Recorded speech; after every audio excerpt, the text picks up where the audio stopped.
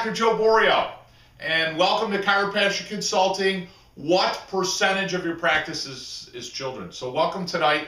We're going to spend no more than maybe a half hour. We're going to talk about some different ways to evaluate your practice and to assess, I think, what level of your practice is on track towards wellness or principled care.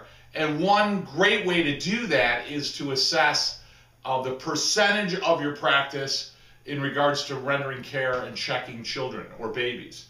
So I think that's really important. So I want to talk about that. I want to talk about how to evaluate that, how to assess that. I also want to give you some great ideas on how to bring more children into your practice. You often have a lot of people coming in, and many of those people have children. They have children under their influence. They may be an aunt or an uncle. They might be a grandparent.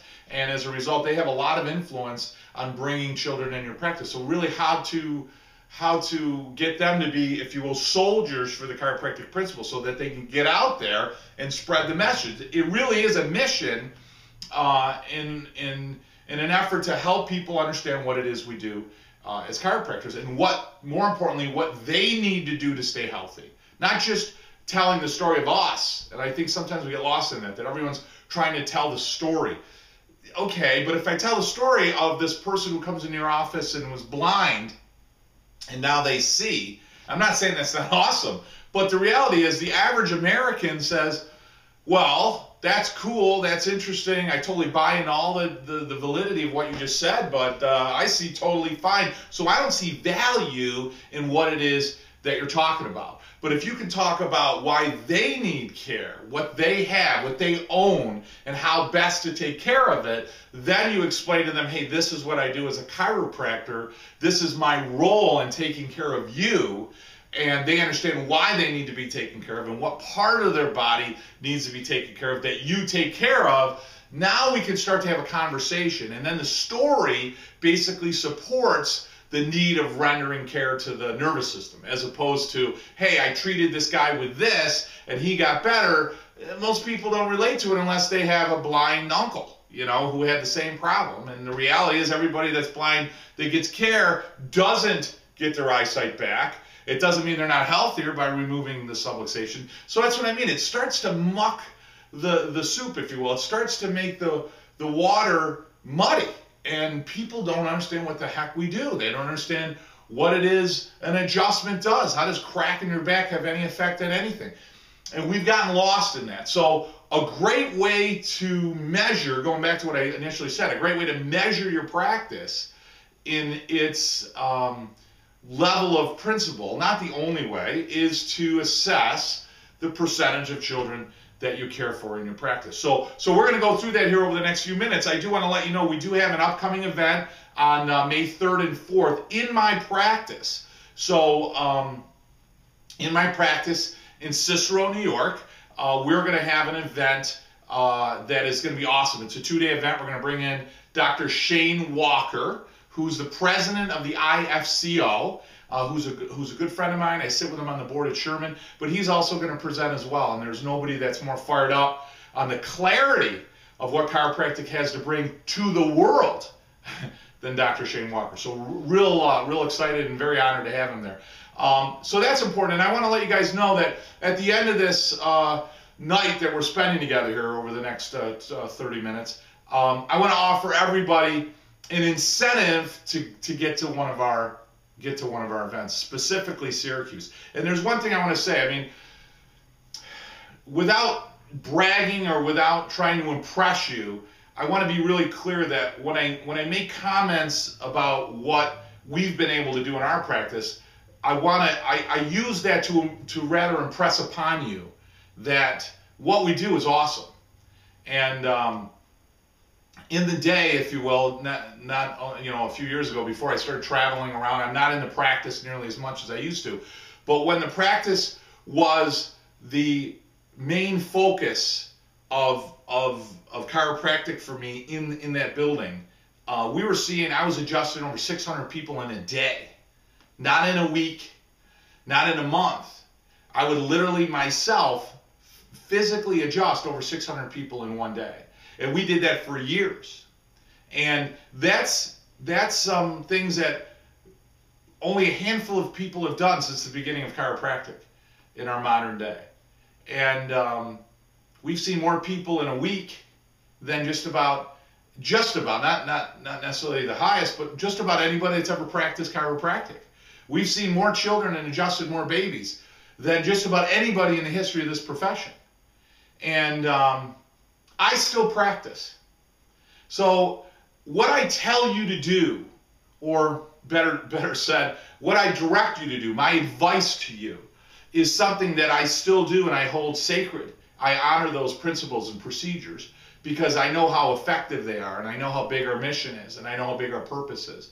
My mission has grown beyond the roof of that practice. So I travel all over the world now trying to help other chiropractors. But I still love to get in the office and adjust people.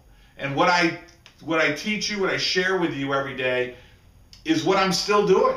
I'm still doing it. So you guys have an opportunity to go to events, and some of them are great shows, and they put on a big show, and they put on great entertainment, and I'm not saying that's a bad thing, and that's great. But you also have an opportunity to spend a weekend with a man that has done it better than just about anybody that's ever walked in chiropractic. And you also have the opportunity to spend a weekend with a man who's more focused and dedicated to chiropractic than just about anybody that walks the planet. And you also have the opportunity to spend the weekend with somebody who is still in the game. And I'm not telling you something I used to do 20 years ago. I'm telling you something I did Thursday before I left to practice at 6:30. I'm telling you exactly what I do. So my procedures protocols are the best, most efficient procedures you could ever implement in your practice. And my ability to communicate effectively towards the value and benefit of chiropractic allowed me to see so many people and still maintain value and worth of the nervous system, understanding and conveying that importance of the nervous system better than just about anybody. So again, I don't say that to say, rah, rah, I'm great. I'm saying that to express to you and impress upon you the value of being at my office and getting to walk in a building that has seen so many people, and you really get a sense of what it is we do and why we do it and how dedicated we are and how effective what we do really is. And you get to train with me. Certainly anybody that listens to what we have to offer, most of the practices I go into, man or woman, most people are lying to themselves about the percentage of children that they see. It's more of a feeling. It's so powerful when you adjust a baby, an infant, that it almost overtakes you, and when you leave that day or that month, that's what stays with you, and you're like, wow, I see a lot of babies, I see a lot of kids in my practice. In reality, most people don't see hardly any babies or children in their practice. So a practice that is starting to move towards principle should be a minimum of 10% of their patient base as babies or children. Children being, that 16, 14-year-old or less. That's really where we should be. And I'm not trying to beat you up when I say this, and I'm not trying to say you're a bad chiropractor or you're not living up to your potential if that's not what you're doing. Because most chiropractors are very hard workers, and they want nothing more than to serve people with what we do as chiropractors. So it's sometimes tough to take criticism. Sometimes it's tough to learn something new because you're like, well, God, I'm working so hard already. For you to tell me that, it hurts. So I'm not trying to hurt you. I'm trying to open up that mindset a little bit. We have to get some awareness and recognize that there's some deficiencies in what you do, that what you're doing is awesome, the level of work and commitment, but there's better ways to do it. Let's not reinvent the wheel, for God's sakes, right?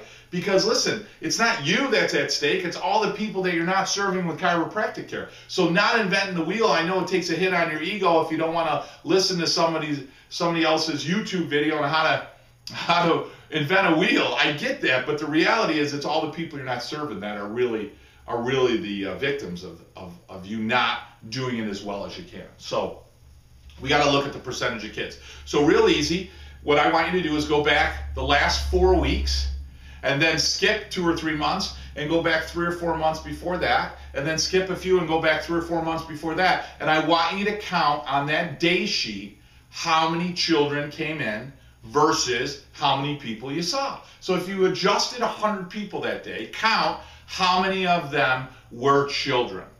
And you're going to do that, like I said, for a few days. And the reality is, the majority of people that do that, you're going to find a very small percentage. Most practices are 1% or less where they're adjusting children. Now, why is that a great reflection of principle? Well, I'll tell you. Most people aren't bringing in their infant or their child because they have sciatica.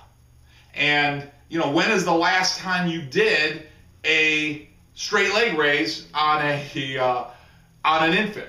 You know, and some people laugh, but the reality is, you know, we're not doing cervical compression and Kemp's and Bechterews and Lesagues and all those orthopedic tests we were taught in school on babies and on kids. And the reason being is because most kids aren't coming in because they have an orthopedic musculoskeletal type problem. You're adjusting a child to open them up. Now, that's one way to look at it. I'm going to be a little bit harsher. If you are somebody that kind of sticks your chest out and says, hey, listen, I'm close to 10%, or I'm a little bit higher than 10%, Dr. Joe, no problem. Let's take a look at that group then and find out how many of those children, okay, that you're adjusting are asymptomatic. Because when I talk about 10% of your practice, I'm not saying that 10% has to have autism. I don't want them to have, I'm not saying they can't, but I'm not saying I want them to have ear infections or sinus trouble or digestive problems or bedwetting. I'm not talking about that. I'm asking you, what's the percentage of your practice that's walking through your door, that's bringing in children, that bringing them in for one reason and one reason only, to get their spine adjusted and corrected to allow their body to communicate better? That's the 10% that I'm talking about.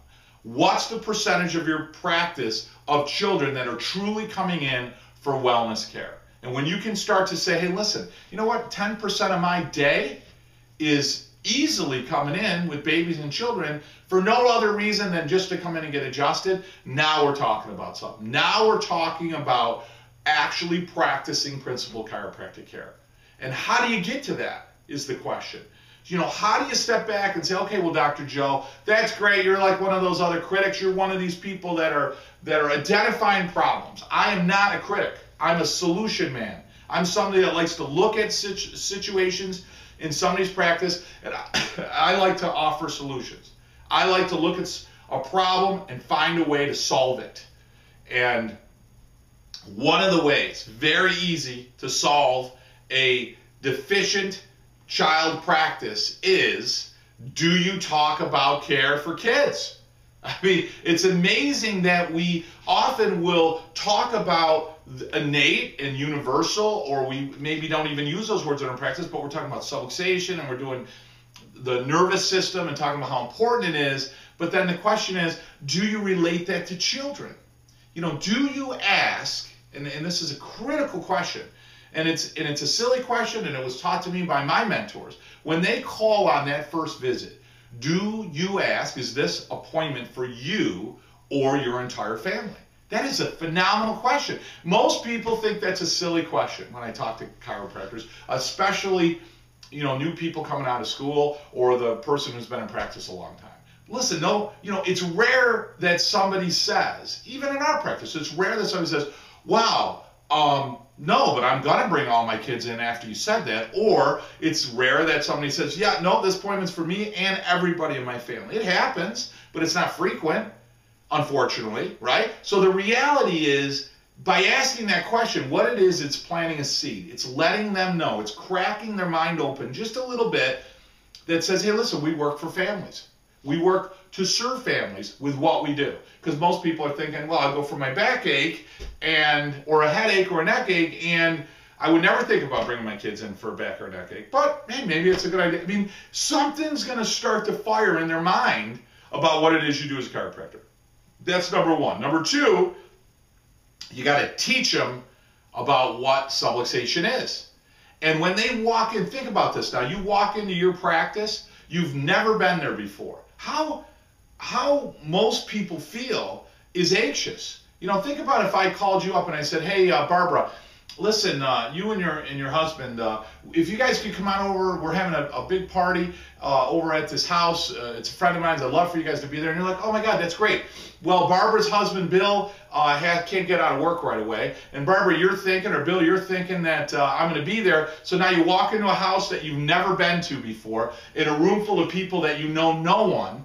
And you're walking in, and most of us feel a little bit like, whew, what am I getting myself into? What am I walking in as far as a level of comfort? That's not a comfortable zone for most people. That's why you go get the liquid courage, as they say. Walk up to the bar is usually the first place that most people go.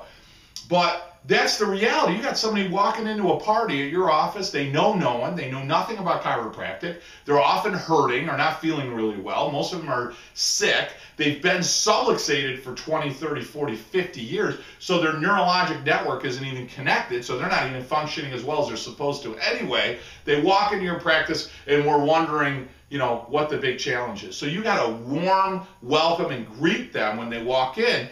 But when they walk in, what's their experience in the sense of them in your office as in considering how they would feel about bringing a child in there? So what do you have around there that would say, geez, I'm walking in and yet, this office is about kids too. Do you have anything in there? I can tell you almost any practice I've been to has nothing to do with children. What do? Is they go to the store, Toys R Us, and they buy one of those plastic tables or plastic picnic tables. Everybody knows them. They're usually the primary colors, right? They're red, yellow, and blue, I believe, and they're stuck over there in the corner, and they put some books and they put some toys, and it's an area that's vacuumed around and often cleaned around. It usually gets kind of dirty. It's got the tea set or whatever, and that's, if you will, the extent of most practices with children. Let me tell you something. That's playing so pathetically small, it's almost not even worth putting that there. The reality is, think about this. When you walk in as a child and you're 5, 6, 8 years old, what are you looking at? One of the great little tools I always tell clients is, when it's talk about kids, get on your knees and walk around your practice, because in general, what you see is what a child sees. Do they feel welcome? Is it outlets and just bare walls? Or do you have cartoons? Do you have kinesthetic items that are stuck to the wall that they can play with? What about even on your front door? Think about that. A glass front door or a solid front door, when you open the door, do you have anything down low so when a child's walking into your practice, they can actually see something kind of fun or funky or something kind of neat to look at? Something that says, hey, listen, you matter, you count. Something that says, hey, let's engage with you in my practice. No parent's going to want to bring their kid yelling, kicking, and screaming every time to the chiropractor. So you got to make it fun and engaging and exciting. So what we would recommend you do is put decals and put things that they can touch and play with at their level, things they can break, if you will, at their level. Do you have a pediatric adjusting table? Great question. Now, they're on the ICPA website. You can buy them all over. If you go on planetchiropractic.com or a lot of different Craigslist or whatever, they're great. But I will tell you this: if you don't have the room, dress up the table you have to make it a pediatric table. You could paint the base or build something underneath that doesn't obstruct you adjusting anyone on the table. But you could make your base of your table a cow or a dinosaur, Noah's Ark, a superhero. You can make it anything you want, and that'll just make it fun. Hey, let's go in the Superman room, So we name our rooms. We have a room number. So we have room adjusting table 1, right? And then that adjusting table 1 is BJ Palmer room. So we can refer to it as adjusting room 1, BJ Palmer room, or you can call it Superman room. You can call it a Spider-Man room. You can call it the Noah's Ark room. You can call it the dinosaur, the T-Rex room, whatever. But now all of a sudden, the bottom of that, you can interact with adults and help educate them towards chiropractic, but you can also engage and say to kids, hey, they're welcome. Maybe that child's not getting adjusted yet, which is a tragedy. Maybe they're not. We still have that in our office, unfortunately. But what happens is, they walk in and they get to see a zebra. They're going to want to get on the table. Hey, that looks fun. It looks like something I want to do. All the way around, each room has a theme to it. We've got the Batman room or Spider-Man room or Caveman room or Dinosaur room. So when you walk into those rooms, it's got a theme in each room so that the child, again, has fun. We went and bought those those toy units, which are wooden and they have all the little beads and so forth on them. I don't know the exact name for them, but and we bolted that on each and every room. We have 2 pediatric adjusting tables. We have a panda and a pig, and then they're in an aquarium. We got things hanging and things for them to play on, and we've got the a unit that explains the nerve impulse, the mental impulse on the wall, so I can go over there and explain to kids why they need to get adjusted. You know, we've got everything around that office that says to parents and to children, you're welcome. We love you. You mean something to us. We recognize you. We appreciate you. We want you here. You need to be here. You are so welcome. Your children are welcome all the time. And as a result, it just says, hey, listen, come on in and be part of this family, be part of this practice. And I'll tell you, just doing that alone would make dramatic changes in your practice. 2 more things here, we're wrapping out of time. 1, do you ask people about their birth? And I tell people during their first visit in the office, you know, this may seem like a silly question, Barbara, but in talking to your parents, did they ever explain to you or describe to you any information about when you were born? Was it a difficult birth? Do you know if forceps were used? Were you breech? Were you a twin? Do you know if you were a C-section? Do you know if you came out fast? Do you know if the labor was long? And I'm going to ask all kinds of questions because, listen, no labor is a great labor. I mean, most women, for the sake, unless you're a chiropractic, a woman that's grown up in chiropractic that trusts innate and that just has this beautiful experience upon birth, 99% of people aren't having that experience. So their birth is traumatized, they're under stress. Mom's been subluxated for 30 years. That's why she couldn't get pregnant most likely in the first place. And then when she does get pregnant, you know, based upon the subluxation, the toxic environment, and the fact that she's been so scared throughout her entire pregnancy, you know, she's subluxating the child, or the child's now developing subluxated. And we see that now with studies when they study the skeletals, the spinal alignment of babies. We see normal curves developing, and then we see normal alignment in many, and now we're starting to see later in the pregnancy, we see that the curves aren't there, or that the alignment starts to get out right before they're born. That's the subluxation of mom. Her innate isn't properly connected to the baby. The baby's put under a greater degree of stress. Therefore, what causes subluxation? Emotional stress. The baby's under emotional stress. The infant gets subluxated. I mean, we know this. So mom's subluxated, baby's subluxated, then they have a horrific birth. Most of them have a bad experience. And then what? Baby comes out bright light. We put them under even more trauma, more emotional stress, and then we're just causing more and more subluxation. So when you can start to ask mom or dad about their birth, and then I say, listen, we know through science that 80-90% of babies are subluxated, and that's a concern. That's significant because it's robbing them of a normal nerve function. Most people don't even know that. So Bob, I see you're 36 years old. You've never been adjusted before, so most likely you've been subluxated either from birth or early in life. And I see that you have, we always ask them on our sheet how many kids they have. You have 2 children. Have they been checked by a chiropractor? You know they're going to say no. You know they're going to say no. Geez, you know what? They haven't been checked. They've never been checked. They've never been under care. We know they're going to say that. We know it. And that's just, geez, that's a concern. You know, I think some of the times the challenges we run into is that the chiropractor, and again, I'm not trying to beat you up, but unless you feel as though it's a concern, and the more serious and significant that you feel that the care of their child is, or the need of care for their child, their need to be checked, how far are you willing to go in order to, and I'm not saying that means I'll do anything and give everybody care for free. I'll adjust children for free. I would tell you that would be the worst thing you could do. You'll never express value or significance or importance to that. They'll never value what you do. You'll just be some Uncle Dr. Bob who just, you know, all the kids, you know, he's fun and he lays them down and so forth. I mean, if you handle that moment as an honor and you handle that as something sacred, and you're like, well, geez, you know, all these kids running around, they're not under care. Their neural network is not properly connected. The brain can't communicate to their body. That means their lung, their kidneys, their liver, their pancreas, the quality of their life, who they are as a human being is totally diminished of what it could be if they were properly connected. That's critical. And the research has shown that the effects of these subluxations or neurologic stress may not be seen for 50 to 60 years. And that's just from a disease standpoint, let alone who they are as a human being. It totally changes everything.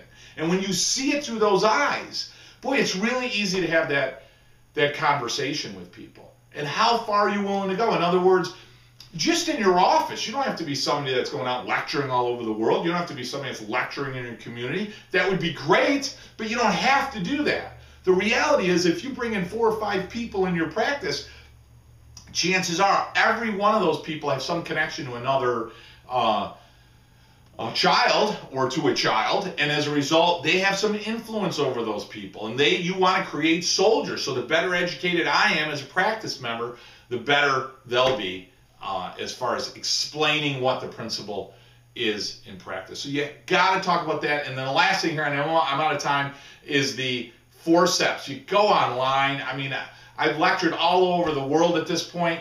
Go on eBay, punch in obstetrical forceps, punch in. They're $40. Buy a baby model, have them in your practice. If you're a quiet personality, if you're not somebody like, you know, that like me wants to yell and shout and get animated and so forth, that's just the way I am. But the reality is, you put a baby and you put forceps on there, they're going to ask you about it. They're going to say, what do you got a baby and forceps up there for? And you're going to say, well, geez, we're really concerned about the birth process. Well, I wasn't born with forceps. Well, did they use vacuum extractor on you? Was it, again, you can start getting into a conversation. Was it progressive? Mom said I came out quick. Well, let me ask you something. If I want to force a 10-pound baby through a small hole and the baby comes out quick, what am I doing? I'm pushing really hard. So what do you think's happening to the neck, into the shoulders? What do you think happened to the atlas, the occiput? What do you think happened there? What do you think happened if it was a long birth where I just kept banging and banging and banging up along the base of my skull? What do you think is going to happen there? What do you think is going to happen if I was breech presentation until the end? I'm horizontal transverse, hyperextended. I'm going to run into all kinds of problems. That child is subluxated. The more you educate yourself, the more you understand the science of the nervous system and understand the hardware that we all own and how important and delicate it is and how critical it is for all of those messages to flow to the body, to the degree that BJ and Dee Dee and Mabel and Stevenson and Sid and all these awesome people I love to put up on my wall, that they understand it at that level. Boy, when you understand it at that level, it's really easy to have the conversation in your practice. And the next thing you know, mom and dad go, geez, I better have Billy checked. Not because they have sciatica, not because they have ear problems, not because they have breathing problems, but because those children, I'm getting so excited, I'm spitting all over. Those children need to be under care. That's it. That's critical. We are having an event at my office May 3rd and 4th. Again, Dr. Shane Walker. We start at 5. We go to 9 o'clock on Friday nights, Philosophy Extravaganza. We're going to have a couple of speakers, including myself. On Saturday, we go from 8 until 6. All day, hardcore. And listen, this isn't one of these events that you go to and they try to, give you a few little things. But if you're not a client, they don't give you anything. That's not what I do. Guys, I'd love for you to be part of our program. I love to give it all to you. Here it is. This is what I do. This is how I do it. But without the accountability, without that factor of talking to me and how to implement it and what to implement and when to implement and so forth, it never really works very well. What happens? You go to an event 2 or 3 weeks later, you're practicing exactly the way you did.